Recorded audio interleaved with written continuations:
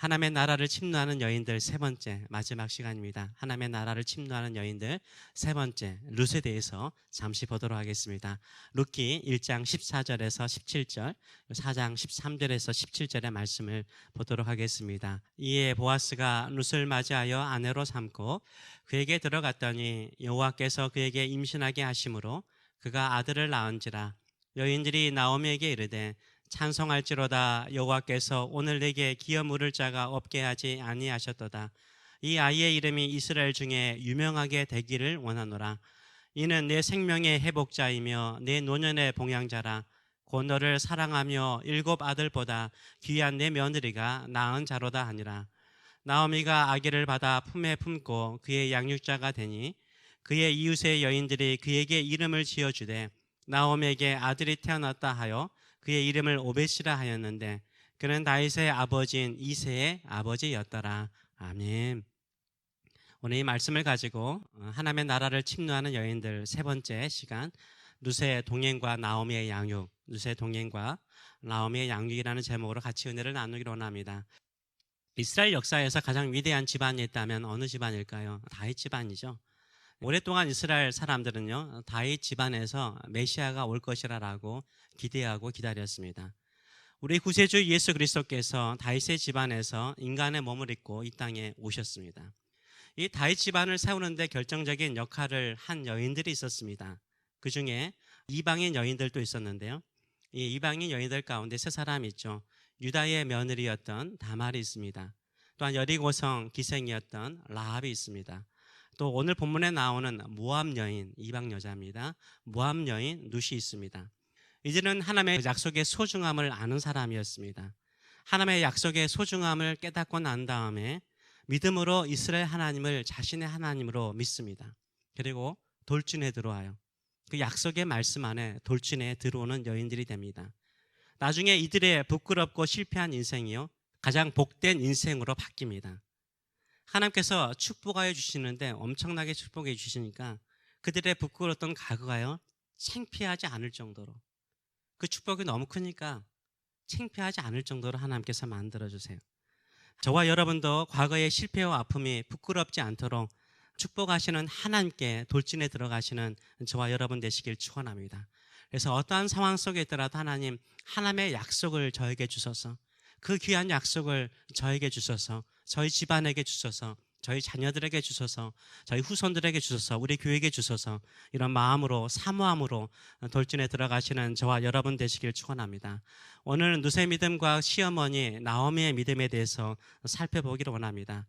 룻의 믿음을 한마디로 정의한다면 저는 동행의 믿음이라고 정의를 하고 싶습니다. 룻의 침노하는 믿음은 동행의 믿음이었습니다. 시어머니의 나오미와 한평생 동행하기로, 함께 있기로 결단하고 약속의 말씀으로 들어오죠. 하나님의 약속으로 들어옵니다. 나오미는 베들레헴 사람이었습니다. 그런데 이스라엘 땅에 심한 기근이 찾아왔습니다. 그래서 살 길을 찾아서 모든 재산을 정리해서 모압이라는 이웃 나라로 이민을 가게 됩니다. 그런데 모압 땅에서 남편 엘리멜렉이 일찍 죽습니다. 남편이 일찍 죽어요. 그 위에 두 아들이 있었는데 말론과 기론이 있었는데 이 말론과 기론이 결혼을 합니다. 결혼했는데 이 둘도요, 자식이 없이 일찍 죽습니다. 이제 나오미와 며느리 오르바와 룻만 남게 됩니다. 나오미는 자신의 고향 베들레헴으로 돌아갈 생각을 하죠. 남편도 죽고 두 아들도 죽었는데 이제 더 이상 모압의 땅에 살 이유가 없었습니다. 처음에는 두 며느리 오르바와 룻을 데리고 베들레헴으로 향하죠. 근데 생각을 해보니까 두 며느리가 함께 베들레헴으로 돌아가는 것이 두 며느리에게는 너무 가혹한 것처럼 느껴졌던 것 같습니다. 그래서 두 며느리가 재혼할 가능성도 베들레헴에는 없다라고 생각을 한 거죠. 그렇다고 재산이 있느냐? 재산도 없습니다. 그래서 두 며느리에게 베들레헴에서 같이 살자, 같이 가자라고 말하는 것은 그들의 미래에 어떤 것도 보장해 주는 것이 아니었어요. 그래서 젊은 두 며느리에게 너무 가혹한 것을 요구한다고 생각을 하고 그들을 인간적으로 설득하죠. 그냥 너희 민족에게로 돌아가라. 거기 가서 새로운 남편 만나서 잘 살아봐라. 이렇게 인간적으로 설득을 합니다. 그러자 이 오르바 며느리는 돌아갑니다. 근데 룻은요, 돌아가지 않고 시어머니 룻을 붙잡습니다. 영어로 말하면 cling to, 꽉 붙잡은 거예요. 접착제처럼 붙잡습니다. 붙잡으면서 하는 말이 무엇입니까? 룻이 이르되 내게 어머니를 떠나 어머니를 따르지 말고 돌아가라 강권하지 마옵소서. 어머니께서 가시는 곳에 나도 가고 어머니께서 머무는 곳에서 나도 머물겠나이다. 어머니의 백성이 나의 백성이 되고 어머니의 하나님이 나의 하나님이 되시리니 어머니께서 죽으시는 곳에서 나도 죽어 거기 묻힐 것이라. 만일 내가 죽는 일 외에 어머니를 떠나면 여호와께서 내게 벌을 내리시고 더 내리시기를 원합니다 라고 말하죠. 이 룻은요, 시어머니와 한평생 살기로 결단을 해요. 한평생 함께 하겠다라고 결단합니다. 남편이 죽고 젊은 과부가 되었습니다. 그리고 다른 민족 도시에 가서 살아야 됩니다. 쉬운 일일까요? 쉽지 않죠. 지금도 이렇게 미국같이 좋은 사회인데도 불구하고 이 이민자에 대한 차별이 얼마나 심합니까? 타민족에 대한 차별은 이 당시에 엄청났습니다. 그럼에도 불구하고 룻은 어떻습니까? 끝까지 나오미와 함께 하겠다라고 말합니다. 껌처럼 달라붙고 함께 하겠다는 거예요. 시어머니와 나를, 어머니와 나를 끌어놓는 것은 딱 한 가지라는 거죠. 뭡니까? 죽음뿐이라는 거예요. 죽음뿐이라고 말을 합니다. 자기는 죽을 때까지 어머니와 헤어지지 않겠습니다. 어머니와 함께 하겠습니다 라고 결단을 합니다. 이렇게 룻이 베들레헴에 돌아오자 룻에 대한 평가가 다양할 수 있지 않습니까? 이 룻에 대한 베들레헴 사람들의 세 가지의 평가를 좀 보도록 하겠습니다. 첫째는 보아스의 평가입니다. 보아스가 룻을 딱 보자 어떻게 말합니까? 2장 11절과 12절의 말씀을 보게 되면 보아스가 그에게 대답하여 이르되 내 남편이 죽은 후로 내가 시어머니에게 행한 모든 것과 내 부모와 고국을 떠나 전에 알지 못하던 백성에게로 온 일이 내게 분명히 알려졌느니라. 여호와께서 내게 행한 일에 보답하시기를 원하며 이스라엘 하나님 여호와께서 그의 날개 아래 보호받으러 온 내게 온전한 상 주시기를 원하노라 라고 축복하는 모습이 나와 있습니다. 보아스는 룻을 처음 봐요. 처음 보는데 하는 말이 무엇입니까? 시어머니를 섬기는 너의 효심을 내가 안다는 거예요. 그리고 룻은 여호와 하나님의 날개 아래 네가 피하러 온 것도 내가 안다는 거예요. 하나님을 믿고자 하는 믿음으로 왔다라는 것도 칭찬해요. 그러면서 뭐라고 말해요? 하나님께서 너에게 온전한 상을 주신다. 풍성한 상, 완벽한 상을 내게 주시길 원한다라고 칭찬하는 모습을 보여주고 있어요. 보아스가 처음 룻을 보았음에도 불구하고 시어머니와 평생 동행하겠다는 그 룻의 믿음을 귀하게 보는 것을 우리가 알 수 있습니다. 두 번째, 베들레헴 사람들의 평가는 무엇이었을까요? 베들레헴 사람들도요, 룻을 현숙한 여인으로 평가를 합니다. 직접 말하지는 않지만 보아스가 이런 말을 하죠. 룻기 3장 11절을 보게 되면 그리고 이제 내 딸아 두려워하지 말고 내 말대로 내게 다 행하리라. 그러면서 이 보아스가 동네 분들, 이 베들레헴 동네 분들의 이야기를 해요. 네가 현숙한 여자인 줄을 나의 성읍 백성이 다 뭐한다? 안 돼요. 베들레헴 성 사람들이 룻이 현숙한 여인이라는 것을 다 인정하고 있다라고 보아스가 말을 하고 있어요. 인정받는 모습을 볼 수 있습니다. 그렇다면 세 번째로는 이 베들레헴에서 특별히 나오미랑 친한 어머니들이 있지 않겠습니까? 나오미랑 친한 어머니들, 이들은 누구를 잘 알까요? 룻을 잘 알지 않겠습니까? 얼마나 가까이서 봤겠습니까? 베들레헴의 여인들, 특별히 나오미랑 친했던 여인들이 어떻게 이 룻을 평가합니까? 7 아들보다 더 귀한 며느리로 평가를 해요.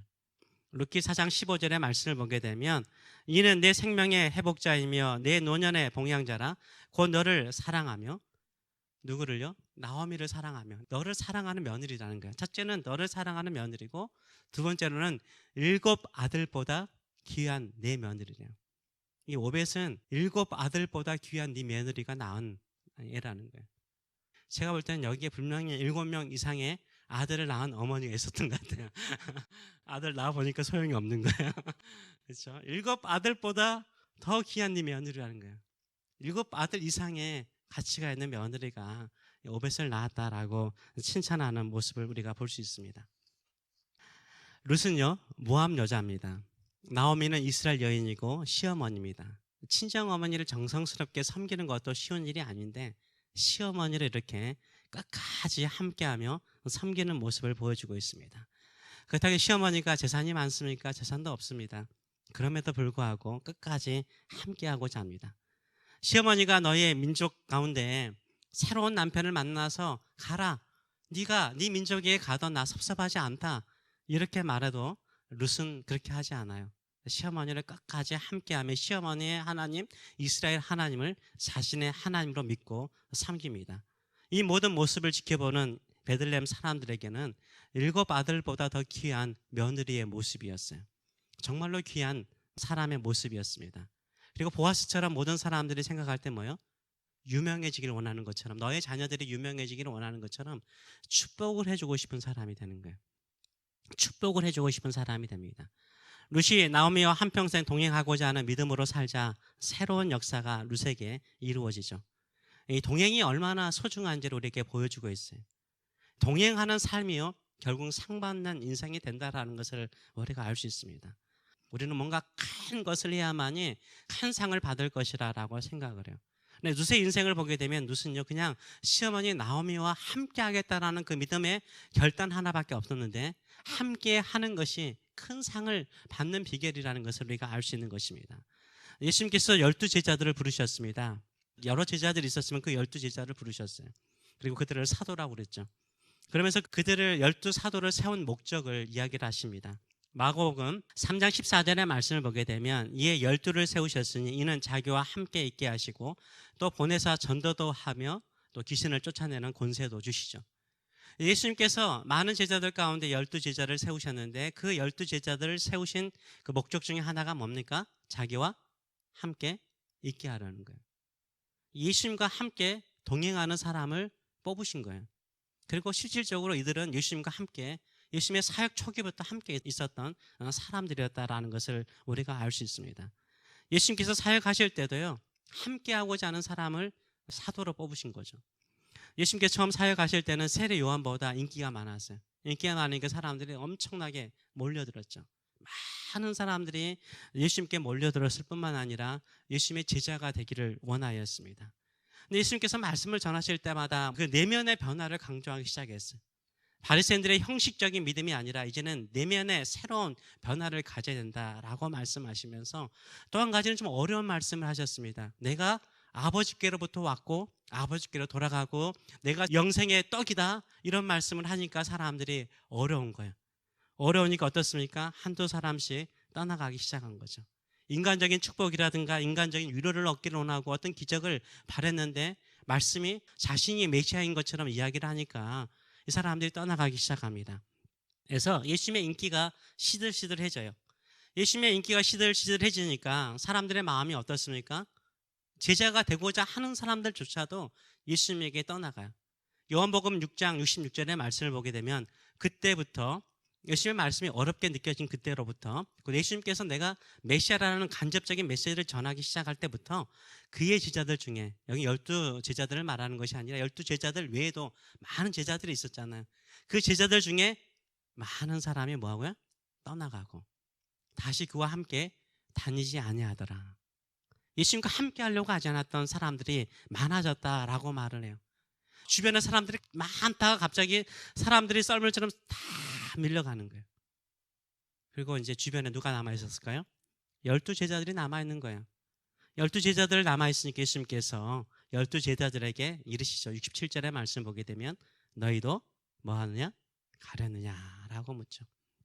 너희들도 가려느냐라고 물으니까, 이 베드로가 참 믿음이 좋은 게 사랑받는 이유가 여기에 있어요. 이때 이런 멋있는 말을 합니다. 시몬 베드로가 대답하되, 주여 영생의 말씀이 주께 있사오니 우리가 누구에게로 가오리까? 영생의 말씀이 주께 있사오니 우리가 어디로 가겠습니까? 우리는 함께 하겠습니다 라고 말하죠. 베드로가 2가지 아주 위대한 고백을 하지 않았습니까? 주는 그리스도시요 살아계신 하나님의 아들입니다 라는 위대한 신앙의 고백을 하고요, 다 떠나도 저는 주님 안 떠날게요. 영생의 말씀이 주님이신데 내가 왜 떠납니까? 이렇게 고백을 하고 있는 거죠. 이게 베드로를 예수님께로부터 사랑받게 하는 거죠. 저는 끝까지 주님과 동행하겠습니다.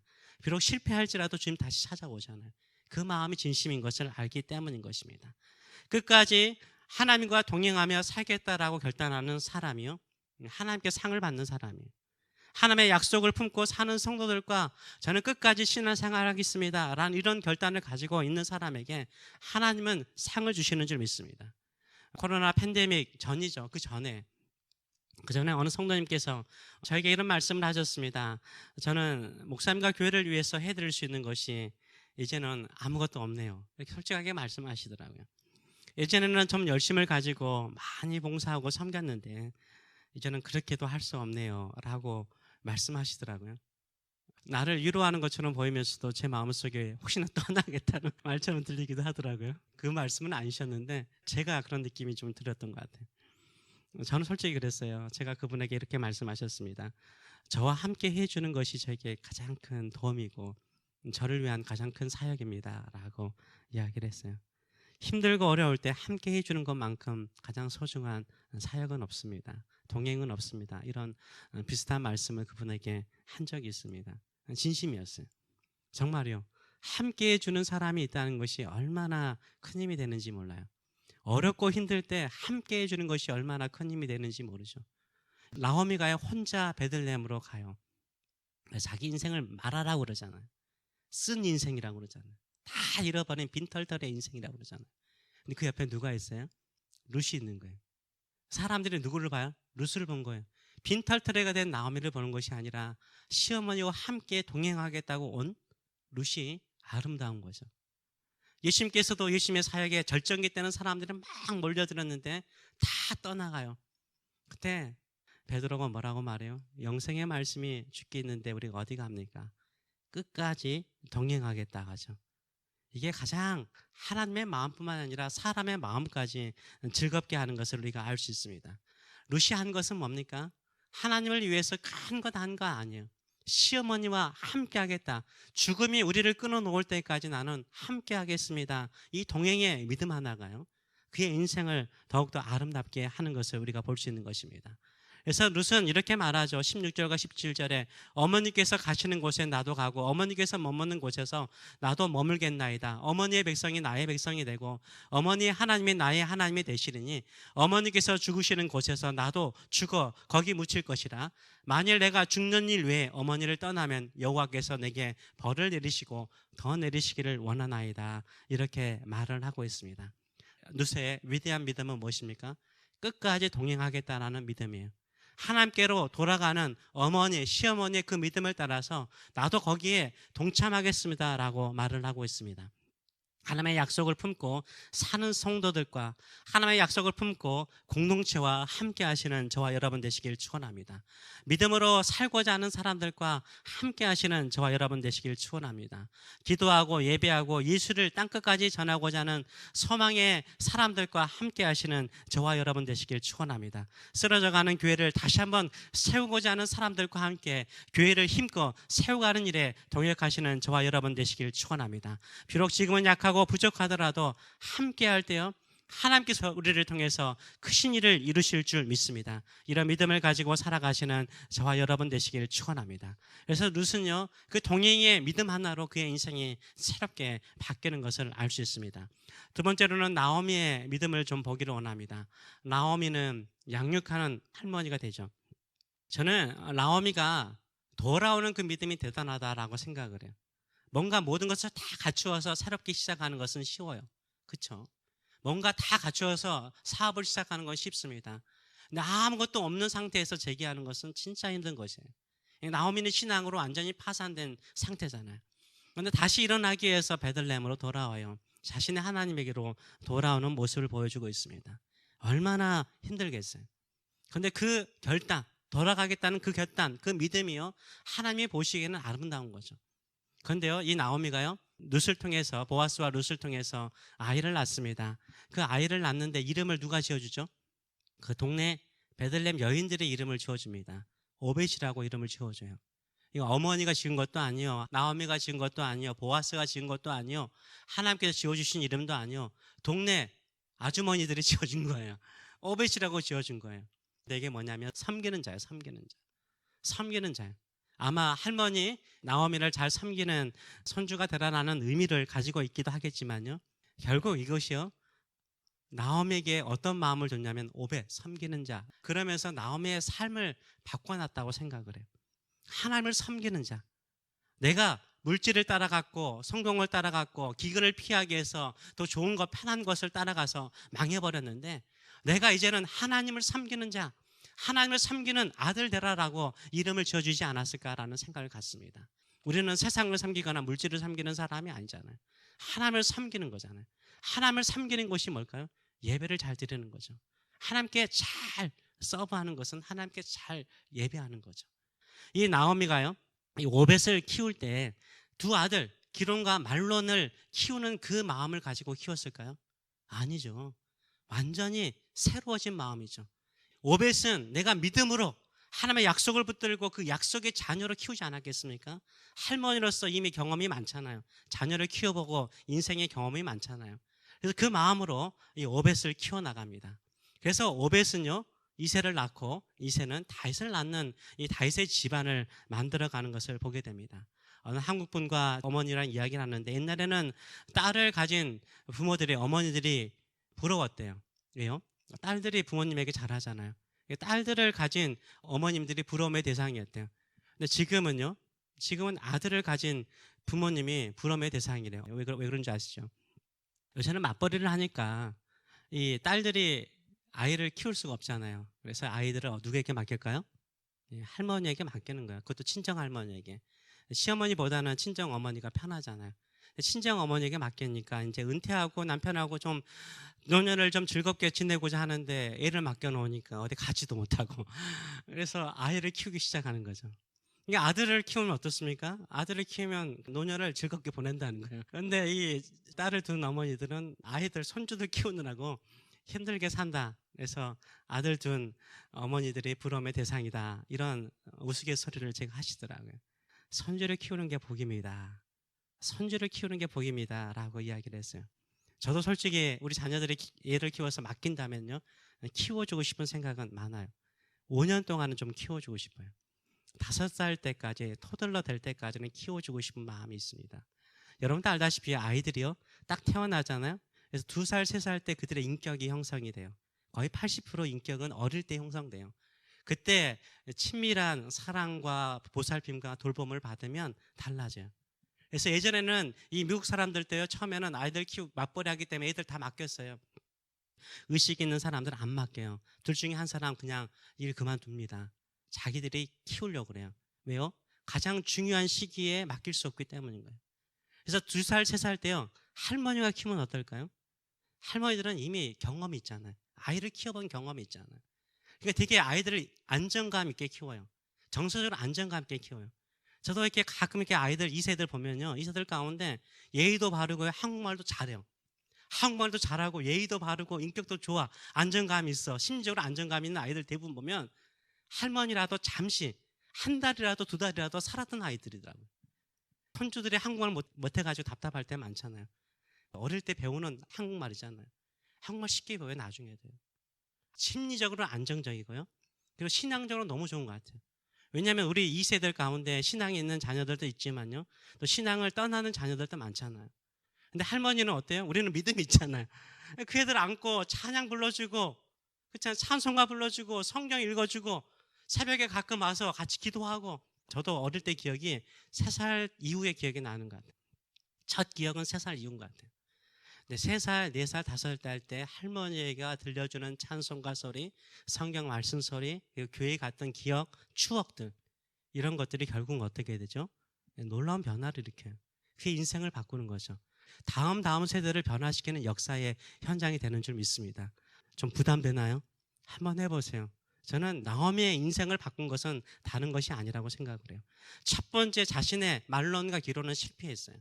그러나 룻이 낳은, 믿음의 며느리 룻이 낳은 오벳은 제대로 키웠던 거죠. 그래서 믿음의 집안을 세우는 아름다운 역사가 일어나는 것을 우리가 볼 수 있습니다. 우리 인생 가운데도 썰물이 있고 민물이 있습니다. 가끔은 썰물의 인생을 살 때도 있는 거죠. 우리 철강한 앤드류 카네기에 일하는 여러분들이 다 아실 것입니다. 이 사람 20대에 가난해가지고 판매원 하잖아요. 여러 가지 많은 것들을 판매원 하다가 돌아다니죠. 돌아다니다가 어느 노인집에 딱 들어가서 문을 두드리고 들어가서 보니까 거기 거실에 걸려있는 한 사진이, 그림이 참 아름답더래요. 자기의 마음을 그냥 압도한 거예요. 유명한 화가의 그림도 아니에요. 그렇다고 해서 뭐 골동품으로서 아주 가치 있는 것도 아니었어요. 아주 낡은 것이었어요. 해변에 있고 물은 쭉 빠져 있고 배 하나가 저렇게 걸려 있는 거예요. 근데 그 밑에 언젠가 민물은 온다는 거죠. 물이 찰 때가 온다는 거죠. 민물이 오면 나는 나갈 것이다. 이런 글귀가 쓰여져 있었던 거죠. 근데 그게 이 카네기의 마음에 꽉 찬 거예요. 감동이 된 거예요. 집에 갔는데 집에 잠이 오지 않는 거예요. 그 말이, 그 그림이 눈에 선명하게 보이는 거예요. 그래서 어떻게 합니까? 다시 가죠. 할아버지가 돌아가시면 저 그림 저한테 주면 안 돼요. 그 그림을 가지고 나중에 자기 사무실에 뒀다고 하잖아요. 미국의 철강의 65%를 가졌던 사람이 철강왕 카네기인데요. 항상 이 마음을 가지고 살았다고 합니다. 썰물이 있으면 뭐가 있어요? 민물이 있는 거예요. 썰물 때는 뭐 하는 거예요? 민물을 준비하는 거예요. 물이 올라올 때를 기다리는 거죠. 신앙생활 다 마찬가지인 것 같아요. 나오미는 썰물이죠. 다 썰물 돼가지고 모든 게 다 빠져나갔어요. 아무것도 없어요. 그런데 오벳을 키우면서 뭘 준비해요? 민물을 준비한 거죠. 하나님께서 하나님의 나라를 이 땅에 세울 때, 하나님께서 하나님의 일을 이루어갈 때 나의 자녀들이 쓰임받는 역사를 위해서 믿음으로, 말씀으로, 기도로 키우는 거예요. 민물의 때가 되니까 누가 일어나죠? 다윗이 일어나잖아요. 새로운 역사가 일어나는 것을 우리가 보지 않습니까? 우리 인생도 마찬가지입니다. 우리 인생도요, 가끔은 썰물의 시기가 있어요. 모든 것이 다 황량하고 삭막하고 아무런 열매가 없는 것처럼 될 때가 있어요. 그때 뭐 하셔야 돼요? 아, 내 인생 끝났나 보다 이렇게 생각하시면 안 되는 거예요. 언젠가는 민물이 올 것이다 라고 생각하고요, 준비하셔야 돼요. 더 약속의 말씀 붙들고 준비하셔야 되는 거예요. 더 약속의 말씀 붙들고 기도하시는 저와 여러분 되시길 축원합니다. 민물의 때가 되면 하나님께서 쓰실 거예요. 하나님께서 우리 기도 쓰실 거예요. 우리의 충성 쓰실 거예요. 우리의 헌신 쓰실 줄 믿습니다. 우리의 예배를 사용하여 주실 줄 믿습니다. 이런 믿음을 가지고 나가시는 저와 여러분 되시길 축원합니다. 나오미는요, 썰물의 시대에 민물을 준비한 여인이었어요. 룻은요, 아무것도 없는 시기에 말씀 붙들고 약속의 말씀 붙들고 돌아가는 시어머니와 한평생 함께 하겠다라고 생각을 했습니다. 그때 하나님께서 룻에게는 아름다운 상을 주시고요, 나오미에게는요, 민물의 시기, 부흥과 하나님의 역사의 기획에 사용하시는 것을 볼 수 있습니다. 우리 교회도 그렇지 않아요? 썰문의 시기이지만 민물을 준비하는 교회가 되기를 원합니다. 부흥의 역사를 사모하고 기도와 예배와 말씀과 복음 전파하는 일에 힘쓰시는 저와 여러분 되시길 축원합니다. 기도하겠습니다. 우리 자녀 같이 한번 기도하기로 원합니다. 그림이 그려지지 않아요. 그림이 그려지지 않아요. 두 여인들이 쓸쓸하게 돌아왔는데 웃음으로 끝나잖아요. 나오미가 자기는 말하라고 쓴 인생이라고 했는데 나오미의 뜻이 기쁨, 즐거움이거든요. 하나님께 돌아오면, 하나님만 바라고 살면 하나님께서 이렇게 역사하세요. 그리고 우리가 믿음의 여인들 세 사람 보지 않았습니까? 그 당시에는 큰 기쁨, 큰 역사 일어나지 않았어요. 씨를 뿌리는 여인들이었죠.